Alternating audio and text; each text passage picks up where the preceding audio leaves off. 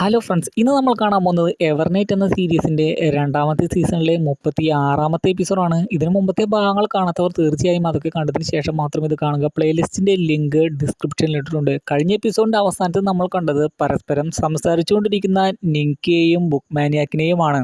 അവർ രണ്ടുപേരും പരസ്പരം അവരെക്കുറിച്ച് തന്നെയാണ് സംസാരിക്കുന്നത്. എന്നാൽ രണ്ടുപേരും പരസ്പരം സംസാരിക്കുന്നത് കേൾക്കുന്നുണ്ടോ ഇല്ലയോ എന്ന് അറിയില്ല. ബുക്ക് മാനിയാക്ക് അവളുടെ ഉള്ളിലുള്ള നിങ്കയുടെ ഇഷ്ടത്തെക്കുറിച്ച് സംസാരിക്കുന്നു. നിങ്കയാകട്ടെ സാങ്സാങ്ങിനെ കുറിച്ചും മറ്റുള്ളവരെ കുറിച്ചുമൊക്കെ സംസാരിക്കുന്നു. മുമ്പത്തെ രാജാവിനെ കുറിച്ചും ജനറൽ മായിനെ കുറിച്ചുമൊക്കെ സംസാരിക്കുമെങ്കിലും പ്രധാനമായിട്ടും ഫോക്കസ് ചെയ്യുന്നത് സാങ്സാങ്ങിനെ തന്നെയാണ്. സാങ്സാങ്ങിനെ അവൻ ഒരുപാട് മിസ് ചെയ്യുന്നുണ്ടെന്ന് ഇതുവഴി നമുക്ക് മനസ്സിലാക്കാം. സാങ്സാങ് ഇല്ലാത്തത് കൊണ്ട് തന്നെ നിങ്ക ഒരുപാട് വിഷമത്തിലാണ്. ഈ എപ്പിസോഡിന്റെ തുടക്കത്തിൽ തന്നെ ആ അറവുകാരൻ താങ് സ്റ്റേറ്റിനെ ലക്ഷ്യം വെച്ചുകൊണ്ട് ഫൂസിയുടെ രഥവുമായിട്ട് വരുന്നത് കാണിക്കുന്നു. അതിനുശേഷം ഷിയാത്തിയ രാജ്ഞിയുടെയും മകന്റെയും അടുത്തേക്ക് നിങ്ക വരുന്നതായി കാണിക്കുന്നു. ഷീലിംഗുമായിട്ടുള്ള സമാധാന ചർച്ച ആരംഭിച്ചു കഴിഞ്ഞിരുന്നു. എന്നാൽ ഒരു തീരുമാനമെടുക്കാതെ ഷീലിംഗ് വൈകിപ്പിച്ചുകൊണ്ടിരിക്കുകയാണെന്നുള്ള കാര്യം നിങ്ക ഓർമ്മിപ്പിക്കുമ്പോൾ ഷിയാത്തിയ രാജ്ഞി പറയുകയാണ്, അത് ഡേഞ്ചറസ് ആണ്. അങ്ങനെയെങ്കിൽ നമ്മൾ നമ്മുടെ ഗാർഡ് ഒന്ന് ശക്തമാക്കുന്നത് നല്ലതായിരിക്കും. നിങ്ക അപ്പോൾ പറയുകയാണ്, അതിന് ഒരു ഡെഡ് ലൈൻ കൊടുക്കുന്നത് നല്ലതായിരിക്കും. രാജാവ് അപ്പോൾ ഉടനെ തന്നെ തീരുമാനമെടുക്കുകയാണ്. അങ്ങനെയെങ്കിൽ അവർക്ക് 7 ദിവസത്തെ സമയം കൊടുക്കാം. അതിനുള്ളിൽ അവർ ഒരു തീരുമാനമെടുക്കണം. ഇങ്ങനെ വൈകിച്ചു പോകരുത്. അവർ ഫൈറ്റ് ചെയ്യാനാണ് തീരുമാനിക്കുന്നതെങ്കിൽ ഫൈറ്റ് ചെയ്യാൻ നമ്മളും തയ്യാറാണ്. അത് സംബന്ധിച്ചുകൊണ്ട് നിങ്ക പുറത്തേക്ക് ഇറങ്ങുമ്പോഴാണ് അവിടെ യേഹോങ്യുവിനെ കാണുന്നത്. ഷീലിംഗിൽ നിന്ന് സമാധാന ചർച്ചയ്ക്ക് മുൻകൈ എടുത്ത് വന്നത് യേഹോങ്യു ആണല്ലോ. അതിനുശേഷം മറ്റൊരു സ്ഥലത്ത് വന്നിട്ട് നിങ്കയുമായിട്ട് സംസാരിക്കുകയാണ് യേഹോങ്യു. അവൾ പറയുകയാണ്, നീ ഇപ്പോൾ വളരെ പവർഫുൾ ആണ്. പക്ഷേ നിന്നെ കൊല്ലുന്നതിന് വേണ്ടി അതിലും പവർഫുൾ ആയിട്ടുള്ള ഒരുപാട് ആളുകൾ കാത്തിരിക്കുകയാണ്. പുറത്തിറങ്ങിയാൽ അത് സംഭവിക്കുക തന്നെ ചെയ്യും. നിനക്ക് എപ്പോഴും ഇവിടെ തന്നെ ആയിരിക്കാൻ സാധിക്കുകയില്ലല്ലോ. അതിനുശേഷം അവസാനമായിട്ട് യേഹോങ്യു ചോദിക്കുകയാണ്, ഈ സമാധാന ചർച്ചയിൽ നിങ്ങൾക്ക് വേണ്ടത് എന്തൊക്കെയാണ്? അപ്പോൾ നിങ്ക അവരുടെ കണ്ടീഷൻസ് ഒക്കെ പറയുകയാണ്. ആദ്യമായിട്ട് നിങ്ക പറയുന്നത് താങ് സ്റ്റേറ്റിന്റെ വിവിധ ഭാഗങ്ങളിൽ നിന്നും എല്ലാ ആർമീസിനെയും പിൻവലിക്കണമെന്നാണ്. യാൻ സ്റ്റേറ്റിന്റെ ആർമിയെയും ഇവിടെ പ്രത്യേകം എടുത്തു പറയുന്നുണ്ട്. അതുകൂടാതെ ചോങ്മിങ് രാജകുമാരൻ ഇവിടെ വന്ന് അവന്റെ തെറ്റുകൾക്ക് ക്ഷമാപണം നടത്തണമെന്നും ഒരു ദിവസം എവിടെയോ വന്ന് മുട്ടുകുത്തി നിൽക്കണമെന്നും നിങ്ക സൂചിപ്പിക്കുന്നു. എന്തോ സ്പിരിറ്റിന്റെ ഒക്കെ മുമ്പിൽ വന്ന് മുട്ടുകുത്തി നിൽക്കണമെന്നാണ് നിങ്ക പറയുന്നത്. ഇത്രയൊക്കെ ചെയ്തു കഴിഞ്ഞാൽ അവരുടെ ആർമീസിനെയും, അതായത് താങ് സ്റ്റേറ്റിന്റെ ആർമീസിനെയും പിൻവലിക്കാം. അതേപോലെ തന്നെ ദാഹെ സ്റ്റേറ്റിന് വേണ്ടി എന്തൊക്കെയോ റിക്വസ്റ്റ് നടത്തുന്നുണ്ട്. ബുക്ക് മാനിയാക്കിന്റെ സ്റ്റേറ്റാണ് ദാഹെ സ്റ്റേറ്റ്. അതൊക്കെ കേട്ടതിന് ശേഷം ഇത്രയുള്ളൂ എന്ന് ചോദിച്ചുകൊണ്ട് യേഹോങ്യു ഷീലിംഗിന്റെ കണ്ടീഷൻസ് ഒക്കെ പറയുന്നു. ആദ്യം ഷീലിംഗിന് താങ് സ്റ്റേറ്റ് നഷ്ടപരിഹാരം കൊടുക്കുന്നതിനെ കുറിച്ചാണ് പറയുന്നത്. അതിനുശേഷം ഡീമോണിക് കൾട്ടിൽ നിന്നുള്ള ഷിയാത്തിയ രാജ്ഞിയെ എന്തൊക്കെയോ ചെയ്യണമെന്ന് യേഹോങ്യു പറഞ്ഞു വന്നതാണ്. എന്നാൽ അപ്പോൾ തന്നെ അത് തടഞ്ഞുകൊണ്ട് നിങ്ക പറഞ്ഞു, ലോങ്കിൻ രാജകുമാരനോട് ഞാൻ ഇതിനുള്ള ഉത്തരം പറഞ്ഞതാണ്. അതായത് ഷിയാത്തിയ രാജ്ഞിക്കെതിരെ ഒന്നും തന്നെ ചെയ്യാൻ അനുവദിക്കില്ല എന്നാണ് നിങ്ക ഉദ്ദേശിക്കുന്നത്. അത് മനസ്സിലാക്കി യേഹോങ്യു ദേഷ്യത്തോടെ അവിടുന്ന് പോകുന്നു. പിന്നെ പിറ്റേ ദിവസം രാജസദത്തിൽ ആ ചർച്ച നടക്കുന്നതാണ് കാണിക്കുന്നത്. ഷീലിംഗിൽ നിന്നുള്ളവർ അവിടെ എത്തിയിട്ടില്ല. സാങ്സാങ്ങിന്റെ ഫാദർ പറയുന്നത് അവരുടെ കണ്ടീഷൻസ് ഒക്കെ അനുസരിക്കരുത് എന്നാണ്. ലോങ്കിൻ രാജകുമാരന്റെ സ്ഥലത്തിന് എന്തൊക്കെയോ വിട്ടുകൊടുക്കണമെന്ന കണ്ടീഷൻസ് യേഹോങ്യു മുന്നോട്ട് വെച്ചിരുന്നു. അത് ചെയ്യരുത് എന്നാണ് സാങ്സാങ്ങിന്റെ ഫാദർ പറയുന്നത്. അതിൽ മറഞ്ഞിരിക്കുന്ന ഒരുപാട് ചതിയുണ്ട്. അത് നമ്മുടെ തന്നെ നാശത്തിന് കാരണമാകുമെന്നൊക്കെ മറ്റുള്ളവരും പറഞ്ഞു കഴിയുമ്പോൾ നിങ്ക പറയുകയാണ്, യുദ്ധം മൂലം നമുക്കായിരിക്കും നാശനഷ്ടങ്ങൾ ഉണ്ടാവുക. താങ് സ്റ്റേറ്റിലെ ജനങ്ങളുടെ പ്രാക്ക് നമുക്ക് ഏൽക്കേണ്ടി വരും. അതുകൊണ്ട് തന്നെ നമ്മുടെ ഭാഗത്ത് നിന്ന് കുറച്ചൊക്കെ വിട്ടുവീഴ്ച വന്നാലും കുഴപ്പമില്ല. അപ്പോൾ ഷിയാത്തിയ രാജ്ഞി ആലോചിക്കുന്നുണ്ട്, എന്തുകൊണ്ടാണ് ഷീലിംഗ് എന്നെ കുറിച്ച് ഓർക്കാതിരുന്നത്? നിങ്കയ്ക്കും അത് മനസ്സിലാവുന്നുണ്ട് ഷിയാത്തിയ രാജ്ഞി എന്താണ് ഇപ്പോൾ ചിന്തിക്കുക എന്നത്. നിങ്ക യേഹോങ്യുവിനെ കൊണ്ട് മനഃപൂർവ്വം ആ കണ്ടീഷൻ പറയാൻ അനുവദിക്കാതിരുന്നതാണ് നമുക്ക് മനസ്സിലായതാണല്ലോ. അതായത് ഷിയാത്തിയ രാജ്ഞിയെ വിട്ടുകൊടുക്കാനുള്ള കണ്ടീഷൻ ആയിരിക്കണം യേഹോങ്യു പറഞ്ഞു വന്നത്. പിന്നെ കാണിക്കുന്നത് ഫൂസിയുടെ ആ കാരേജുമായിട്ട് കുടിയൻ അവിടെ എത്തിയിരിക്കുന്നതാണ്. നേരത്തെ അറവുകാരൻ എന്നാണ് പറഞ്ഞത്, തെറ്റിപ്പോയതാണ്. കുടിയനാണ് ഇവിടെ എത്തിയിരിക്കുന്നത്. അംഗരക്ഷകർ തടഞ്ഞതുകൊണ്ട് തന്നെ അവിടെ തന്നെ നിന്ന് കുടിയൻ പറയുകയാണ് ഹെവൻലി ഗോഡിന്റെ മകളാണ് ഇത് അയച്ചത്. നിങ്കയോട് പറയാൻ ഒരു സന്ദേശവും തന്നു വിട്ടിട്ടുണ്ട്, അതുകൊണ്ട് ഉടനെ തന്നെ നിങ്കയെ വിളിക്കുക. ശേഷം വളരെ കൂളായിട്ട് അവിടെ വെച്ച് തന്നെ കുടിച്ചുകൊണ്ടിരിക്കുകയാണ് അയാൾ അവിടെ വന്ന കാര്യം ഫസ്റ്റ് ബ്രദറും സെക്കൻഡ് ബ്രദറും തേർഡ് സിസ്റ്ററും ഒക്കെ മനസ്സിലാക്കുന്നതായി കാണിക്കുന്നു. അയാളെ അവിടെ പ്രതീക്ഷിച്ചില്ല എന്ന് തേർഡ് സിസ്റ്റർ പറയുമ്പോൾ എന്തുകൊണ്ടായിരിക്കും അയാൾ വന്നതെന്ന് ഫസ്റ്റ് ബ്രദർ ചോദിക്കുന്നു. അപ്പോൾ താൻ തന്നെ അത് ചോദിക്കാമെന്ന് സെക്കൻഡ് ബ്രദർ പറയുന്നു. അയാൾക്ക് നീ ഒരു മാച്ച് അല്ല എന്ന് ഫസ്റ്റ് ബ്രദർ പറയുമ്പോൾ സെക്കൻഡ് ബ്രദർ അപ്പോൾ പറയുകയാണ് എന്നെക്കാളും വളരെ പവർഫുൾ ആയിട്ടുള്ള ഒരുപാട് ആളുകളെ അവസാനം ഞാൻ കീഴടക്കിയിട്ടുണ്ട്, ആ ഒരു കോൺഫിഡൻസ് എനിക്കുണ്ട് എന്ന് പറഞ്ഞുകൊണ്ട് സെക്കൻഡ് ബ്രദർ അവിടെ നിന്ന് പോകുന്നു. സെക്കൻഡ് ബ്രദർ അതിനുശേഷം ആ കുടിയൻ്റെ അടുത്ത് എത്തി അയാളെ സീനിയർ എന്നൊക്കെ വിളിച്ച് റെസ്പെക്ട് ചെയ്ത് അവിടെ നിന്ന് പോകാൻ പറയുന്നു. സെക്കൻഡ് ബ്രദറിനെ കുറിച്ചും അയാൾക്കറിയാം, അതുകൊണ്ട് തന്നെ അയാൾ പറയുകയാണ് എന്നെ അത്രയ്ക്ക് സീനിയർ എന്നൊക്കെ വിളിച്ച് റെസ്പെക്ട് ചെയ്യേണ്ട ആവശ്യമൊന്നുമില്ല. അപ്പോൾ സെക്കൻഡ് ബ്രദർ പറയുകയാണ് നിങ്ങളുടെ സീനിയോരിറ്റിയെ മാത്രമേ ഞാൻ റെസ്പെക്ട് ചെയ്യുന്നുള്ളൂ, നിങ്ങളുടെ വ്യക്തിത്വത്തെ ഒന്നും റെസ്പെക്ട് ചെയ്യുന്നില്ല. അങ്ങനെ റെസ്പെക്ട് ചെയ്യാനുള്ള ഒന്നും തന്നെ നിങ്ങൾക്കില്ല, കാരണം നിങ്ങളൊരു ഭീരുവാണ്. അപ്പോൾ അയാൾ പറയുകയാണ് ശരിയാണ്, ഞാനൊരു ഭീരുവാണ്, പക്ഷെ ആ ഭീരു ആയതുകൊണ്ട് തന്നെയാണ് ഇത്രയും നാൾ ഞാൻ ജീവിച്ചത് തന്നെ. സെക്കൻഡ് ബ്രദർ അപ്പോൾ ചോദിക്കുകയാണ് ശരി, ഇത്രയും നാൾ ഒളിച്ച് ജീവിച്ചിരുന്ന നിങ്ങൾ ഇപ്പോൾ എന്തിനാണ് ഇപ്പോൾ ഈ താങ് സ്റ്റേറ്റിൻ്റെ ക്യാപിറ്റലിലേക്ക് വന്നത്? അപ്പോൾ എന്തിനാണ് താൻ വന്നതെന്നുള്ള കാര്യം അയാൾ പറയുന്നു. സെക്കൻഡ് ബ്രദർ അപ്പോൾ പറയുകയാണ് നിങ്കയ്ക്കുള്ള സന്ദേശമല്ലേ, അത് എന്നോട് പറഞ്ഞാൽ മതി, ഞാൻ അവനോട് പറഞ്ഞോളാം. എന്നാൽ അത് നിങ്കയോട് തന്നെ ഡയറക്റ്റ് ആയിട്ട് പറയുകയുള്ളൂ എന്ന് ആ കുടിയൻ വാശി പിടിക്കുന്നു. അപ്പോൾ സെക്കൻഡ് ബ്രദർ അയാൾക്കെതിരെ ഫൈറ്റ് ചെയ്യാൻ തയ്യാറായി വാള് പുറത്തേക്ക് എടുക്കുന്നു. ഉടനെ തന്നെ അംഗരക്ഷകരും. എന്നാൽ ആ ഫൈറ്റ് നടക്കുന്നതിന് മുമ്പേ നിങ്ക അവിടെ എത്തുന്നു. നിങ്ക അവിടെ എത്തി പറയുകയാണ് അയാൾ എന്നോട് സംസാരിക്കാൻ വന്നതല്ലേ, അയാളോട് ഞാൻ സംസാരിച്ചോളാം. അപ്പോൾ ഒന്ന് കൂളായിട്ട് സെക്കൻഡ് ബ്രദർ മാറി കൊടുക്കുന്നു. അതിനുശേഷം അവിടെ വന്ന സ്ഥിതിക്ക് അകത്തേക്ക് കയറാൻ പറഞ്ഞ നിങ്ക അയാളെ അകത്തേക്ക് ക്ഷണിക്കുന്നു. എന്നാൽ താൻ ഒരു നല്ല ഗസ്റ്റ് ആയിരിക്കില്ല, അതുകൊണ്ട് ഗസ്റ്റ് ആയിട്ടല്ല താൻ വന്നിരിക്കുന്നത്, നീ തന്നെ പുറത്തേക്ക് വന്നാൽ മതിയെന്ന് അയാൾ പറയുന്നു. നിങ്ക അപ്പോൾ തനിക്ക് അതിനുള്ള ധൈര്യമൊന്നുമില്ല, കോൺഫിഡൻസ് ഒന്നുമില്ല എന്നൊക്കെ പറയുന്നു. എന്നാൽ ആ കുടിയൻ പറയുന്നത് ടെമ്പിൾ മാസ്റ്ററിനെതിരെ പോലും വാള് വീശിയ നീ അങ്ങനെ ആയിരിക്കില്ല എന്നാണ്. എന്നാൽ ഞാനൊരു ഭീരു തന്നെയാണ്, നിങ്ങൾക്കിവിടെ കയറാനുള്ള ധൈര്യമുണ്ടോ എന്ന് നിങ്ക ചോദിക്കുന്നു. ഫൂസിയുടെ ഫോർമേഷൻ്റെ ആ ശക്തി ഉള്ളത് കൊണ്ടായിരിക്കാം നിങ്ക താങ് സ്റ്റേറ്റിൽ നിന്ന് പുറത്തേക്ക് പോകാത്തത്. വളരെ പവർഫുൾ ആയിട്ടുള്ള വ്യക്തികളെ പോലും താങ് സ്റ്റേറ്റിൻ്റെ ഉള്ളിൽ വെച്ച് നിങ്കയ്ക്ക് പരാജയപ്പെടുത്താമെന്നർത്ഥം. എന്നാൽ ആ കുടിയനാകട്ടെ തൻ്റെ ശക്തി ഉപയോഗിച്ച് ആ രഥം അകത്തേക്ക് തള്ളിവിടുന്നു. അയാൾ അകത്തേക്ക് കയറുന്നില്ല. അത് തൻ്റെ നേരെ പാഞ്ഞു വന്നപ്പോൾ ഒരു ഫോർമേഷൻ ഉണ്ടാക്കി നിങ്ക അതിനെ തടയാൻ ശ്രമിച്ചു, എങ്കിലും തടയാൻ സാധിച്ചില്ല. അവസാനം സെക്കൻഡ് ബ്രദർ കൂടി സഹായിച്ചാണ് ആ രഥത്തെ തിരികെ ആ കുടിയൻ്റെ അടുത്തേക്ക് തന്നെ വലിച്ചെറിയുന്നത്. അപ്പോൾ ആ കുടിയൻ പറയുന്നുണ്ട് നിനക്ക് ഇപ്പോഴും ആ ഫോർമേഷൻ കൃത്യമായിട്ട് എഴുതാൻ അറിയില്ലല്ലേ? നിങ്ക അപ്പോൾ പറയുകയാണ് കുറഞ്ഞ പക്ഷം അത് എഴുതാനെങ്കിലും അറിയാമല്ലോ, നല്ലവണ്ണം എഴുതാൻ അറിഞ്ഞില്ലെങ്കിൽ പോലും. നിങ്ങളാകട്ടെ ഇവിടേക്ക് കയറാനുള്ള ധൈര്യം പോലും കാണിക്കുന്നില്ല. അപ്പോൾ ആ കുടിയൻ പറയുകയാണ് ഇത് വെറും ഒരു ക്യാപിറ്റൽ അല്ലേ, ഈ ഒരു വലിയ ലോകത്തിൻ്റെ മുമ്പിൽ ചെറിയൊരു സിറ്റി മാത്രം. അതിനുശേഷവും അനാവശ്യവും യൂസ്ലെസ്സുമായിട്ടുള്ള കുറേ കാര്യങ്ങൾ അവർ സംസാരിക്കുന്നുണ്ട്. അവസാനം ആ കുടിയൻ സംസാരിക്കുന്നത് ഇറ്റേണൽ നൈറ്റിനെ അയാൾ അതിജീവിച്ചതിനെ കുറിച്ചും ഒളിച്ചിരുന്നിട്ടും ഹെവൻലി ഗോഡ് അയാളെ കണ്ടുപിടിച്ചതിനെ കുറിച്ചുമൊക്കെയാണ്. ഒരു പേടി സ്വപ്നമായിട്ട് വലിയ പ്രകാശത്തിൻ്റെ രൂപത്തിലാണ് ഹെവൻലി ഗോഡ് അയാളെ കാണാൻ വന്നത്. ഹെവൻലി ഗോഡിൻ്റെ മകളെക്കുറിച്ച് ആയിരിക്കണം അയാൾ പറയുന്നത്.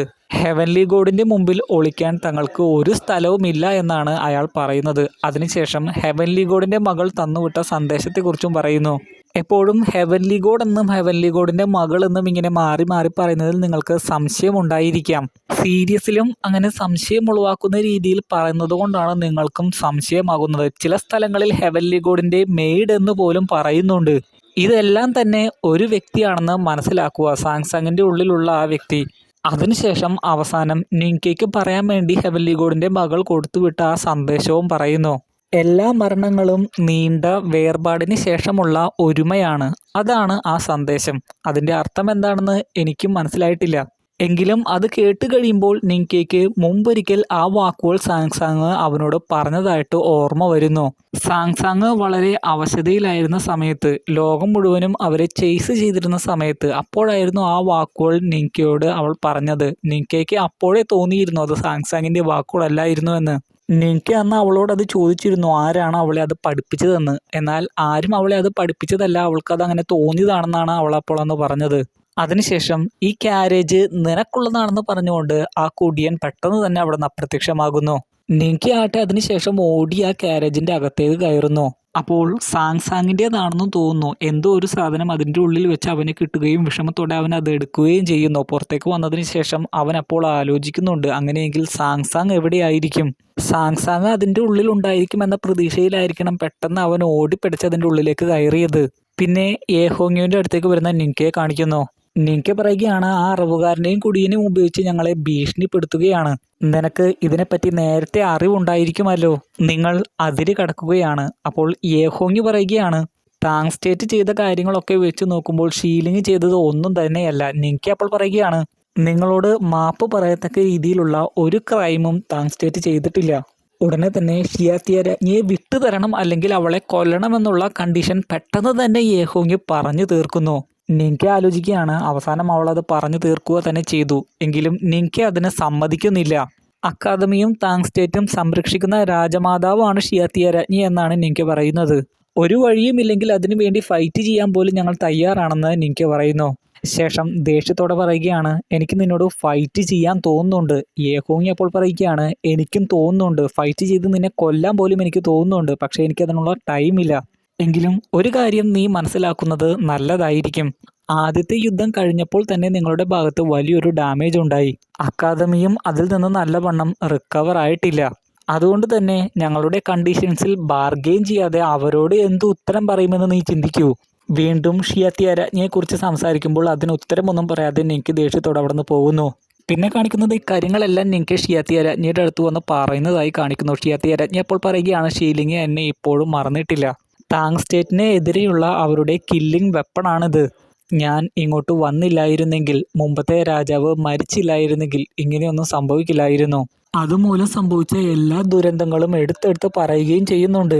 അവസാനം താങ് സ്റ്റേറ്റിന് സംഭവിച്ച എല്ലാ ബാഡ് ലക്കിനും കാരണം താനാണെന്ന് ഷിയാത്തിയ രാജ്ഞി പറഞ്ഞു തീർത്തുമ്പോൾ നിൻക പറയുകയാണ്, അങ്ങനെയൊന്നും ചിന്തിക്കരുത്, എല്ലാത്തിനും ഒരു വഴിയുണ്ടാകും. അതിനുശേഷം നിൻക പഴയ രാജാവിൻ്റെ സഹോദരനെ കാണാൻ വരുമ്പോൾ പഴയ രാജാവിൻ്റെ സഹോദരൻ പറയുകയാണ്, ഷിയാഹവിനെ പരാജയപ്പെടുത്തിയതിന് ശേഷം നീ എപ്പോഴും എന്നെ അവഗണിച്ചിരുന്നു. അതെല്ലാം പഴയ രാജാവിന് വേണ്ടിയായിരുന്നിരിക്കണം. പക്ഷെ അവസാനം നീ എൻ്റെ മുമ്പിൽ തന്നെ വന്നില്ലേ.